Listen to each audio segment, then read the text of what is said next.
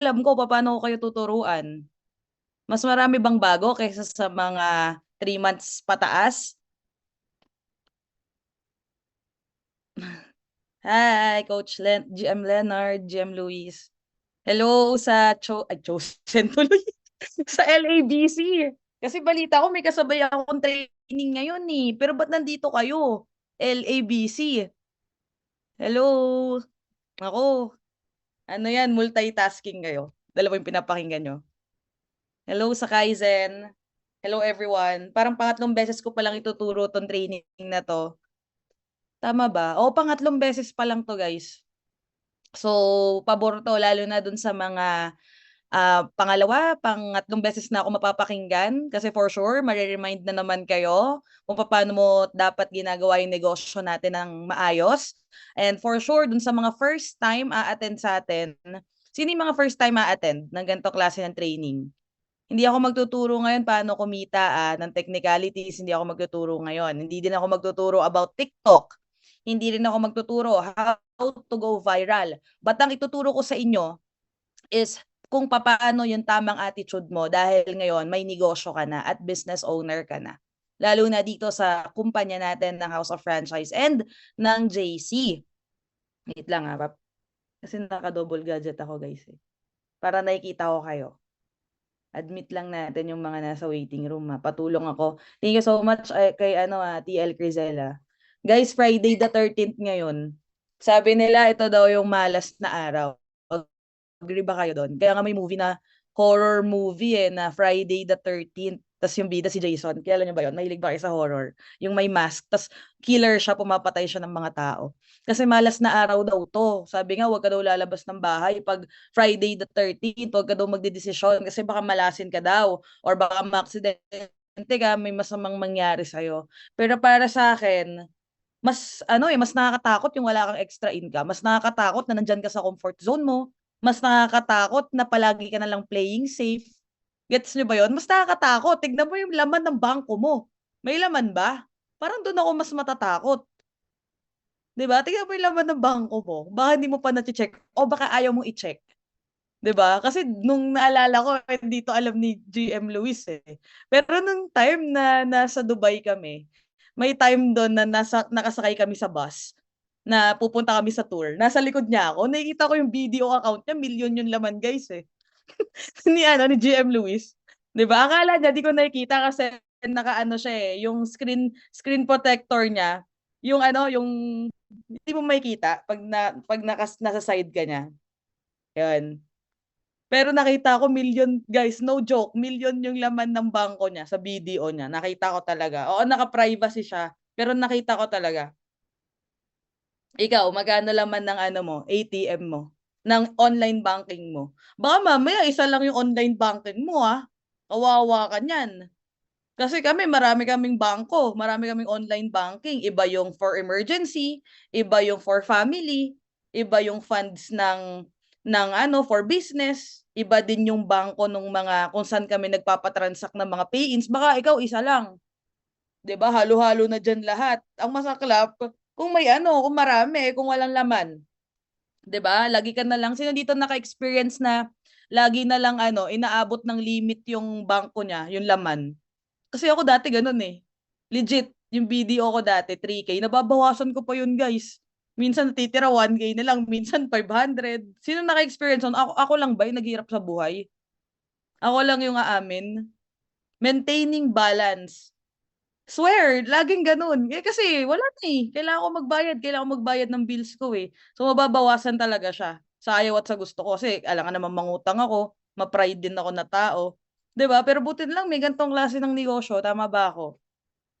So medyo relax lang tayo ngayon guys kasi sabi ko nga maraming newbie, 'di ba? Pero for sure, marami kayong matututunan sa training na to. So share ko lang sa inyo yung slide ko Wait lang And by the way, hindi ko pina-record itong training natin na to at never kong pinapa-record guys. Pag ako nag-training, never naka-record kasi mas gusto ko na hindi siya mapapanood ng replay kasi gusto ko special ako guys Talagang bibigyan niyo ako ng oras. 'Di ba? So ayoko nung recorded tapos mapapanood niyo lang ako sa recorded. So mamaya ko na lang pala babatiin lahat ng mga naka-open camera natin pero nakikita ko naman kayo guys. Wait lang, ayusin ko lang din. Yan, kasi gusto ko makita yung mga reaksyon nyo eh. Saglit lang ah. Nalilito ako dito sa, ano na to, setting. Wait lang guys. Willing naman kayo mag-wait, di ba? Wala naman tayong pasok bukas, tas kahapon, holiday. Tas ngayon, di ba, yung technique nyo, holiday kahapon, mga nagsi-absent na din kayo sa work nyo ngayon, para long weekend. Tama ba? May gumawa ba nun? Yan. Okay, sige. Kayo guys, game na. So, ang title ng training natin today is Mindset, Motivation, and Mastery. So, ito, matagal ko nang alam tong gantong klase ng training at iba't ibang mga speaker na din yung pinanggalingan at napakinggan ko about this type of training. So, ngayon, guys, what I'll be sharing with you dito sa ating training. First time ko I think magti-training ng collab ng Kaizen and LA. So pwede kayong mag-notes guys kasi again hindi to recorded. And ang dalang ko lang tong i-training talaga siguro after 2 months lagi, 3 months ganon. Once every quarter, ganun siya ka dalang lang. So dito nyo mas maiintindihan anong mindset ang kailangan mo at anong motivation ang kailangan mo sa business na ginagawa mo, and of course yung mastery, tuturuan ko kayo at dito nyo rin malalaman anong klaseng mindset ang meron ako.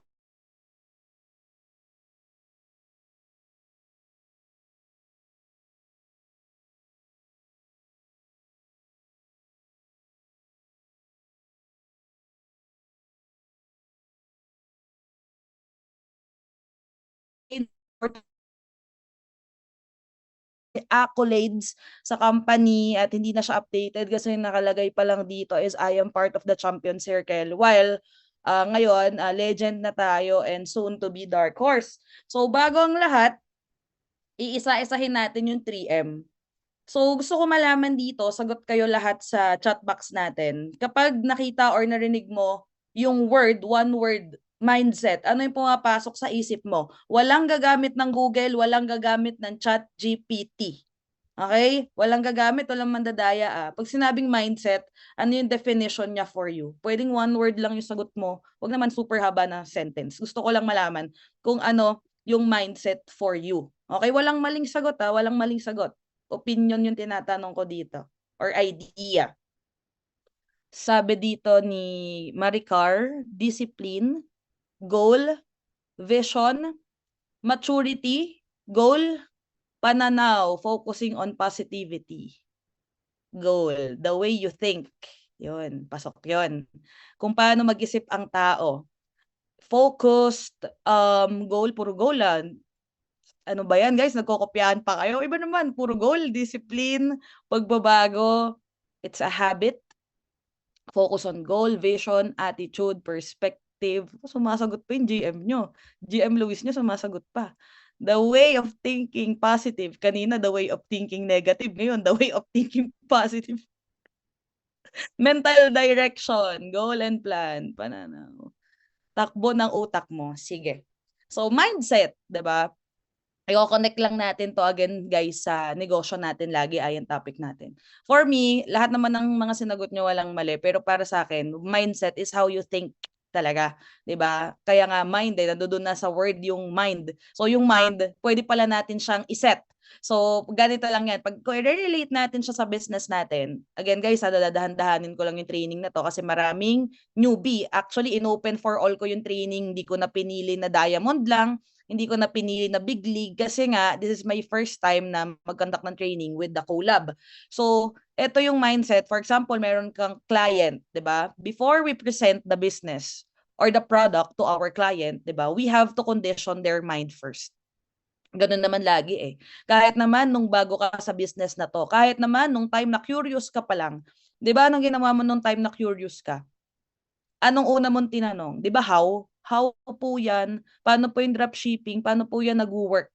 Simple curiosity, 'di ba? So ngayon, of course, pag naka-attend ka ng presentation, 'di ba? Doon ka ngayon na mindset. Na mindset ka doon in a positive way na grabe, ito palang dropshipping na to, itong JC, kailangan ko pa talaga. Kailangan ko pala talaga nito. 'Di ba? Kasi hindi ka naman magkakaroon ng realization na gusto mong simulan yung negosyo na to kung hindi mo nakikita or hindi ka na mindset kasi hindi ka nagkaroon ng idea ano yung meron dito. So, ibig sabihin, na-condition yung mind mo. And ganun din dapat sa mga client and customer natin. So, kailangan kinokondisyon muna para malaman sila kung ano ba talaga okay.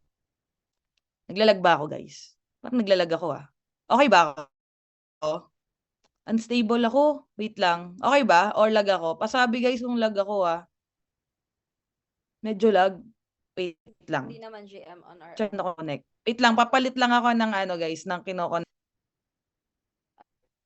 Okay na. Huwag kayong mag-alala. Kapag Zoom lang ako naglalag. Pag personal di ako naglalag kausap, guys. Promise. Tuloy-tuloy. Marami ako laging balay. Pag Zoom lang naglalag. Pero pag personal di tayo sabaw, guys. Di tayo naglalag. Anyway, again, back to our topic, mindset. Dito natin malalaman ano nga ba talaga yung needs ng client o kausap mo. Kasi nga sabi nga, no, kung gusto mo may bumili sa'yo ng produktong ino-offer mo or may gusto mo din na maka-invite ka dito sa negosyo natin, kailangan malaman mo kung ano yung needs ng client or kausap mo. For example, ano ba, gusto ba nila ng extra income?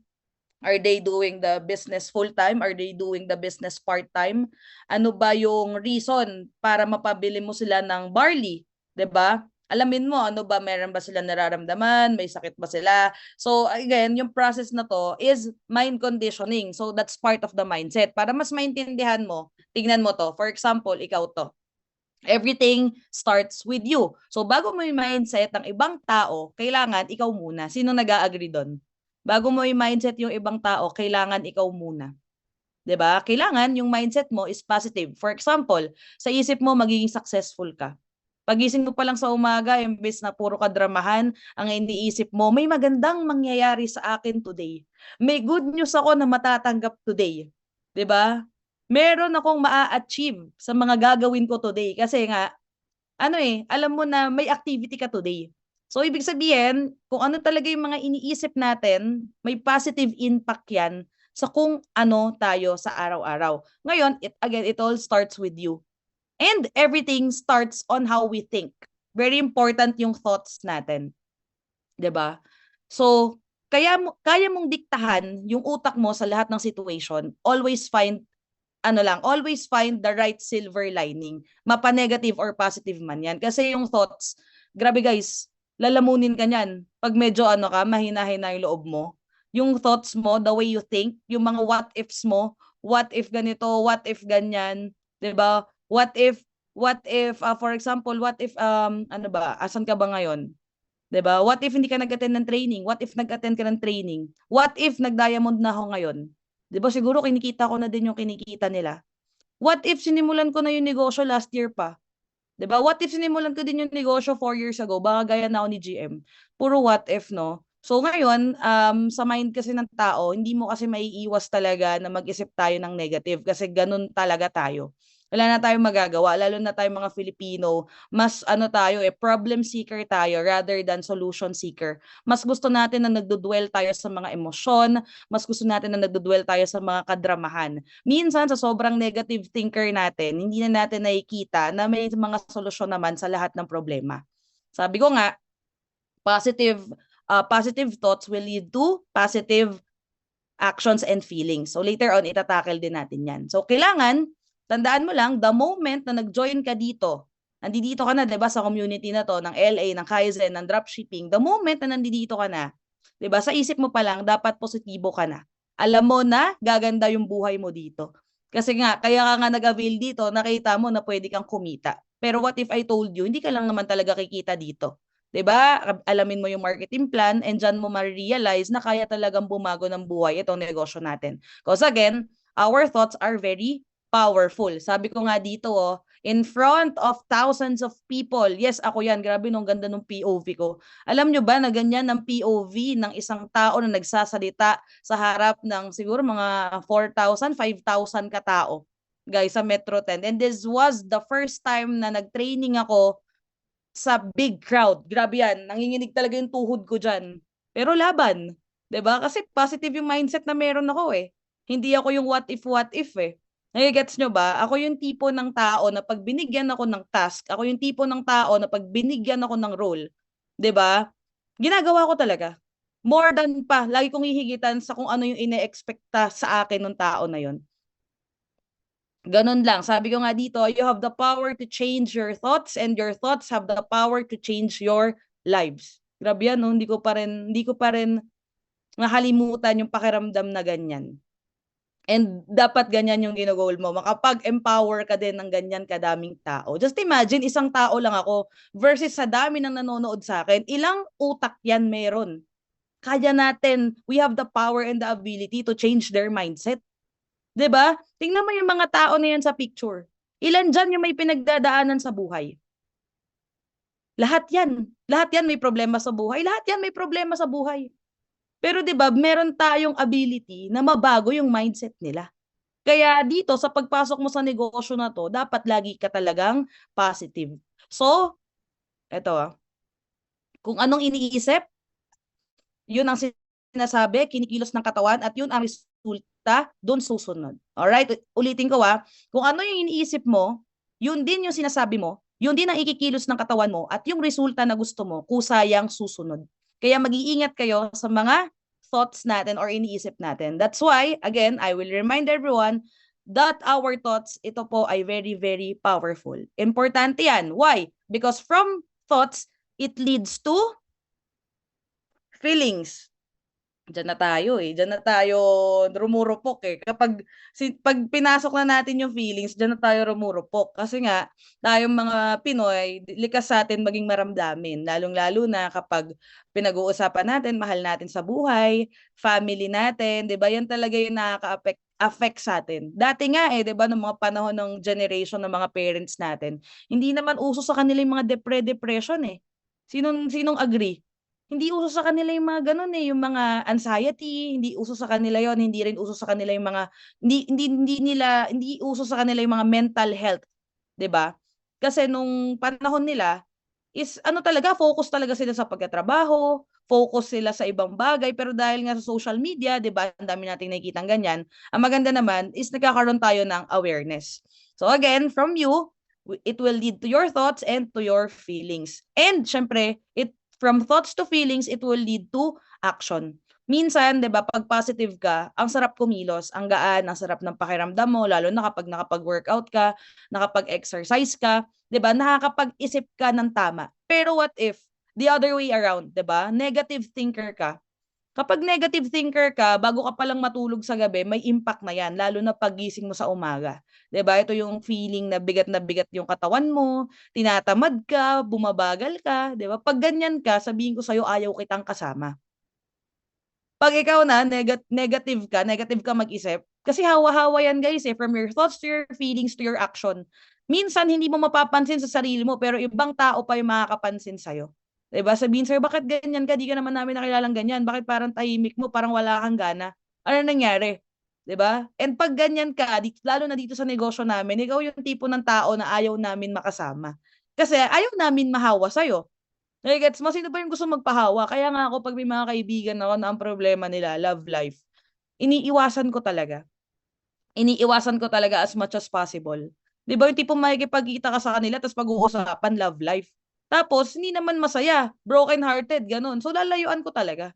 Kasi wala namang positive impact yun sa akin Ano, mag-a-advise pa ako? Para saan dadamayan ko din siya? Malulungkot lang din ako. Nagigets ba? So, ngayon, from your thoughts to your feelings, to actions, yung actions mo kasi lagi yang lagi yan susunod diyan ang resulta. 'Di ba? Kaya kung ikaw negative yung thoughts mo, negative yung feelings mo, pati action mo negative, kaya pati yung result negative. Pero kung positive yung cycle na yan, result will always follow and that's the reality ng buhay mo. Ngayon, pag-usapan muna natin again itong cycle na to, ito muna bago tayo tumalon doon sa mga different types of mindset, 'di ba?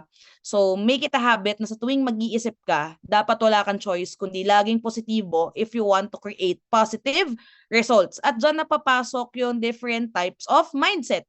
So, syempre, unahin muna natin yung mga negative mindset. Wait lang, wait. Meron nang tinitingnan Okay, titingnan ko yung monitor ko, guys, kung nandiyan pa kayo. Saglit lang Bear with me kasi may mga tumatawag sa akin, guys. Okay. Your internet connection unstable. Let me know guys if unstable ako or naglalag ako ha. May nagno-notif kasi sa akin unstable. Baka yung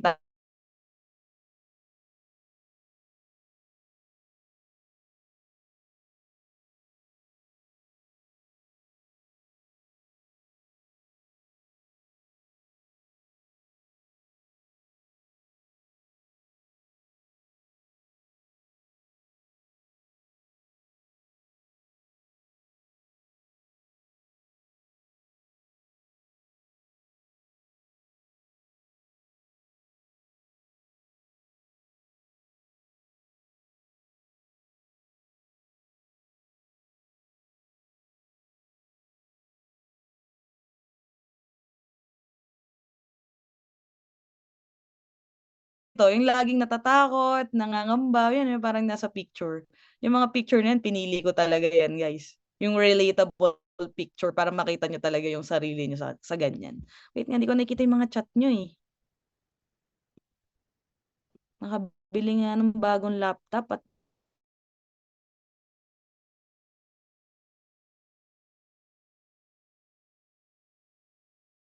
to conquer your fear, how? By trying. And ngayon na nandito ka,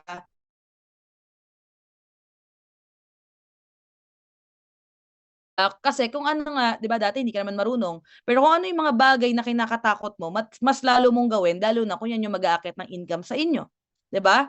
Simple lang. Having the fear mindset, labanan mo lang, 'wag kang matakot. Kasi bakit? Mas madali po magnegosyo ngayon unlike before. Promise. Walang-wala yung ginagawa natin ngayon sa ginagawa ng mga tao before, lalo na na-witness ko yung father ko, dito sa JC yung father ko, more than 10 years na siya dito.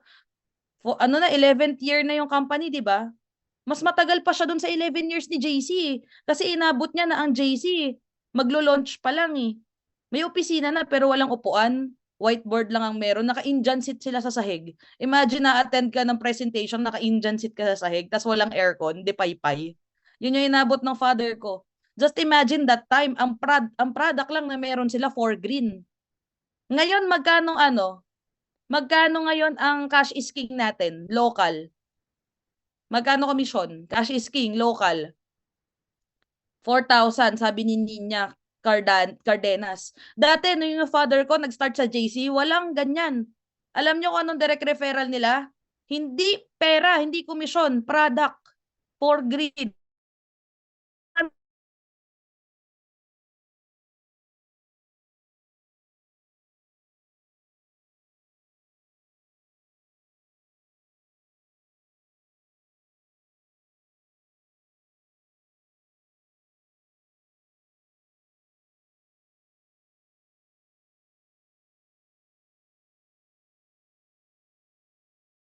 Ng sarili nating company, magkakaroon din tayo ng company-owned natin na opisina.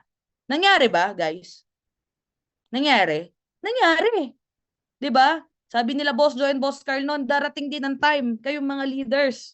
'Di ba? Mukha lang tayong kawawa ngayon, pero dadating ang time, mga naka-sports car na kayo. Nangyari ba? Eh, ilan naka-sports car sa atin ngayon? Halos 100 na ata, mag-100 na distributors, wholesalers, and dropshippers.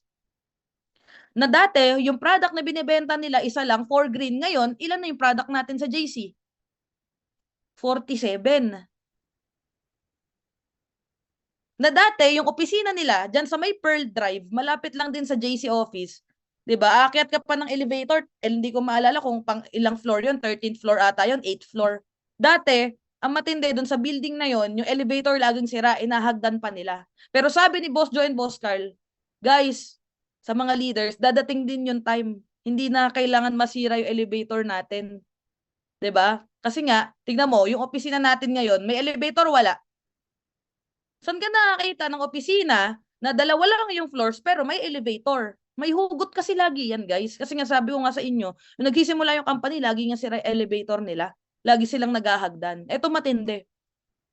Kung dati yung office nila, isa lang, ang napakaliit pa, wala pang aircon. Ngayon, ilan na opisina natin and branches natin abroad? 13? Sa iba't ibang bansa? Europe, Middle East, Asia, US? Ganon na kadami. So, ang tanong ko ngayon, anong kinakatakot mo? May kinakatakot ka pa ba sa company? Legit ba yung company? Baka hanggang ngayon na nag-avail ka, partner ka na namin, part ka na ng community, takot ka pa din ha? Anong kakatakot mo? Yung company ba scam? Legit, 'di ba? Na-appreciate mo yung negosyong pinasok mo? Ang ganda, 'di ba? So ngayon, ang tanong ko ngayon sa'yo, anong kinakatakot mo? Sa company, sa produkto, sa coach mo? May tao pang mag-guide sa'yo, bonus, oh. Anong kinakatakot mo? Kung ako sa'yo, ang kinakatakot ko, ano eh, yung sarili ko na lang. Gets ba? Tandaan mo fear is normal.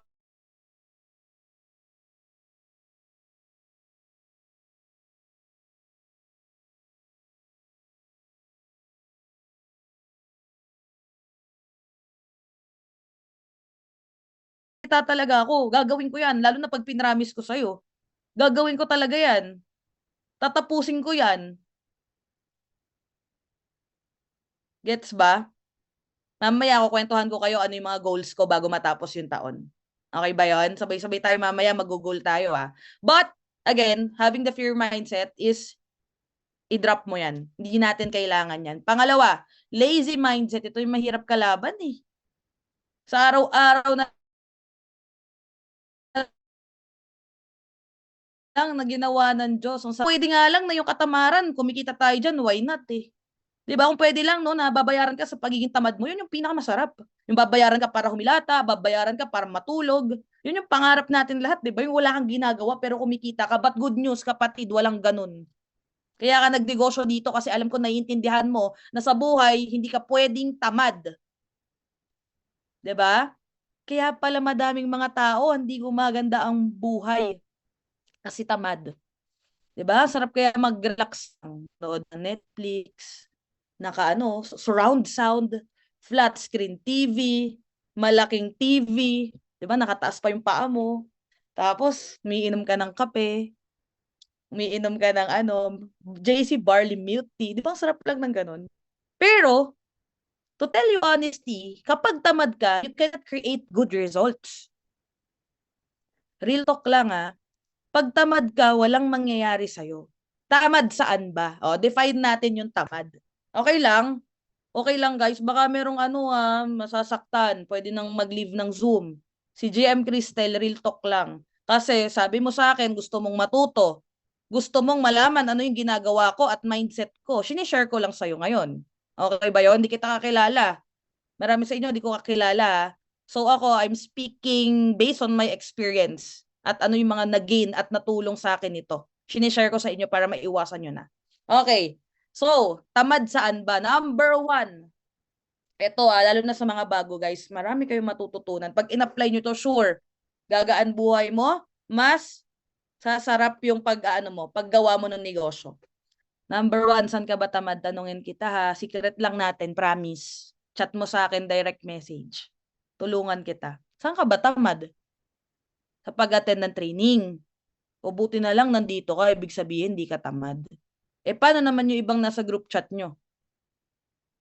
Friday ngayon, walang pasok, karamihan bukas.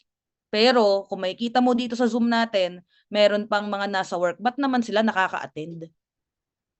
'Di ba? Lalo na yung mga naka-off cam dyan. Uy, baka nakahiga ka pa dyan. Ang dami naka-open cam dito. Huwag ka tamad.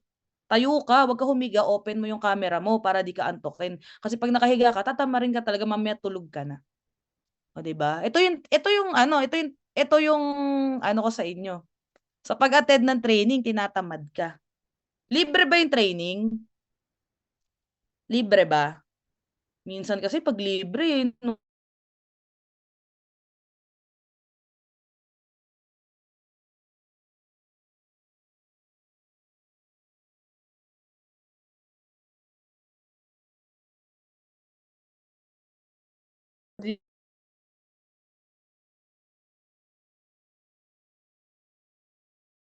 para umangat dun sa pinakatuktok. Kasi nakikita ko dito si Leopoldo Sablad. Hi, sir. Okay ka pa dyan? Ayun, kumakaway pa. Si Jonelyn from Taiwan. Papin ako, papin. Kay Coach Luis, tsaka kay Coach. Ayan. di ko kasi ano, Chuis, di ko kasi maintindihan ba? Sa pag-attend ng training, libre na nga, tamad pa. Ito yung matindi. Ang ganda na nga, tsaka ang cute na nung speaker. Makikinig ka na lang, tatamarin ka pa. Grabe no, yung Kaizen tsaka LA.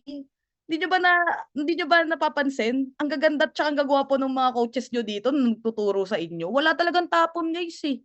Matatalino pa, generous pa. Ano pa? Tuturuan ka pa. Ano na lang gagawin mo? Simple lang. You watch, listen, and apply. Again, wag kang tamad. Kaya dapat may notes ka ngayon.